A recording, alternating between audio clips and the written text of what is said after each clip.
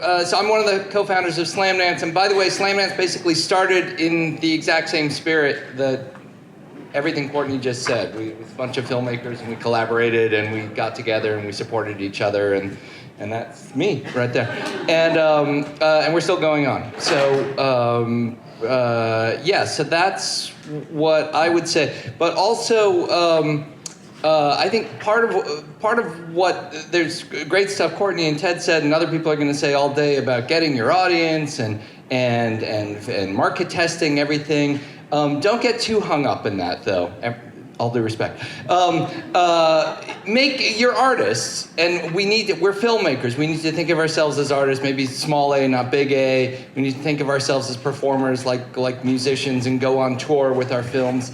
And so you should just make the film you want to make, and hopefully you'll find an audience along the way, even if you haven't figured it out ahead of time, because technology changes so fast, audiences change so fast, your film is going to change as you make it. You don't always know what your audience is going to be until sometime much later. Sometimes 30 years later, your only audience is yourself. So make the film that you want to make, because in 30 years you have to look back on it and go, oh yeah, I like that movie, even if no one else ever saw it.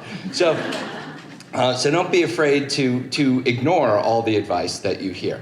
The other thing to think about is that if you just think of these films that we're making, these indie films, especially features, as 90 minutes of content, it's very hard to justify 7 years of developing the script, 5 years of raising money, 3 weeks of shooting, and then a year of post, a year of film festivals, 20 plus years of getting a distributor, firing distributors, suing distributors, and doing it ultimately yourself.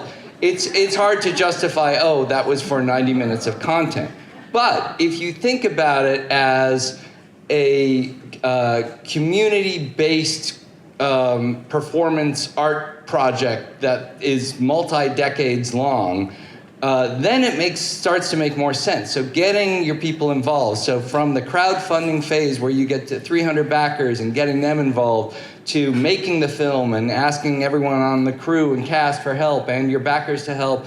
And then when you get on the festival circuit, as someone asked yesterday, what happens if you can't afford to go to all these film festivals? Well, you have 300 backers. Let them do the Q&As. Let your key grip do the Q&A. It doesn't have to all be you.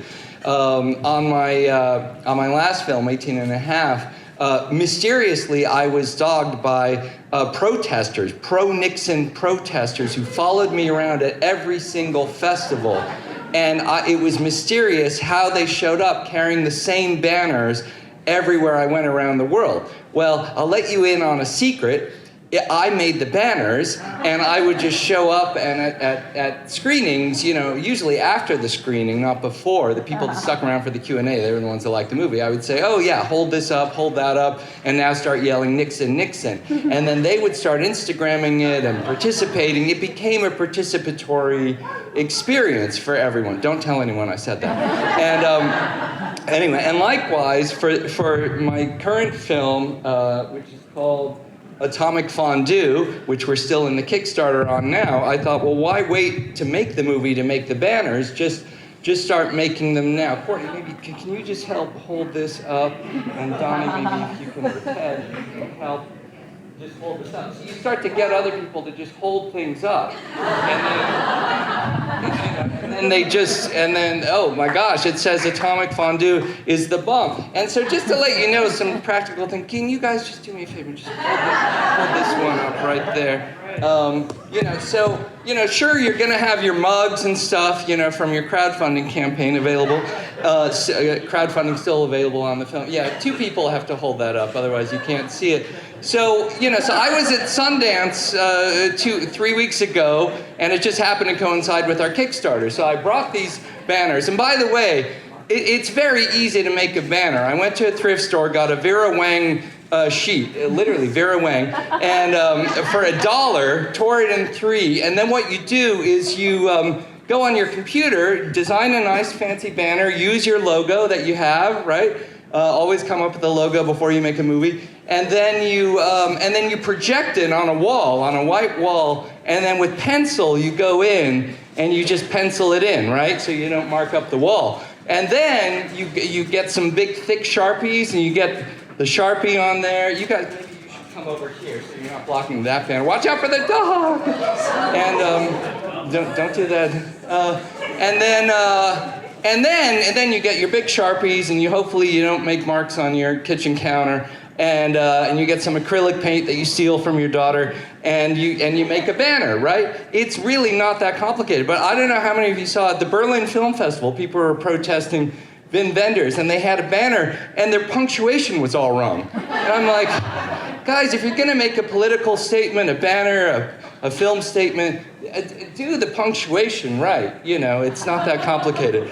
So anyway, so that's how you do it. So that's why I say, let your freak flag fly. You literally should make a freak flag. And now we've got this, for on set, we'll get the actors holding the things. We'll when we go to film festivals, we'll turn this into a protest movement, and that's how we'll do it. But the point is, it becomes a participatory thing. You guys are part of the movie now. That's great. Ted already gave $20 to the movie. I know that, and a lot of you did here. I see a lot of our backers. That's the link to it. So, because if you're not self-promoting, you're just not trying. So, but anyway, but the point is that it's not just me making the movie. It's we already have 300 backers making the movie. We're going to get a cast. We're going to get a crew. We're going to get audiences. And that's what we need to do to make a movie. It's not just you, it's everyone. But at the end of the day, I'm also not market testing. I'm not. It's a great idea, but I don't know how to do that. So, but you kind of see, like, that's a nice thing about crowdfunding. I always say it's Kickstarter, not Kick Finisher. We're just raising 10% of our budget that way. But you can kind of see, like, oh, okay, my old friends in Omaha are giving me money. And, but we tried to get, like, nuclear disarmament community behind us. No, they had no interest in us whatsoever. So, okay, moving on. So you try these things. They're not all going to work. We had a third banner that said no nukes, N-U-U-K-S, thinking that Trump was going to invade Greenland. And, but then he didn't. He kind of chickened out so far. So we were like, okay, that would have been great, but you can't anticipate everything.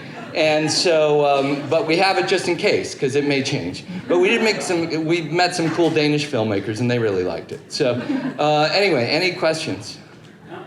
No. Well, that's it. Keep moving. There you go.